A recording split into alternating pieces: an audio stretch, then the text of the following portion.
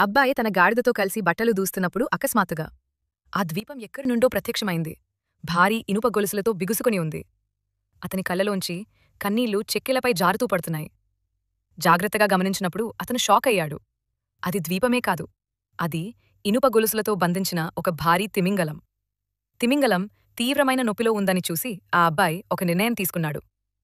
తిమింగలపు మోది ఒక పెద్ద గుహలాగా కనిపించింది. అతనికి సహాయం చేయాలి అనే భావన ఉప్పొంగింది. వెంటనే తన మాయగాడిదపై ఎక్కి పరిగెత్తాడు. అతనికి తెలుసు, తిమింగలాన్ని కొంచెమైనా గిలిగింత పెట్టగలిగితే అది తుమ్ముతుంది. ఆ తుమ్మే శక్తి ఇనుప గొలుసులను తెంచేస్తుందని. గాడిద ఫిన్ తిమింగలాన్ని తాకగానే అది బలంగా కంపించింది.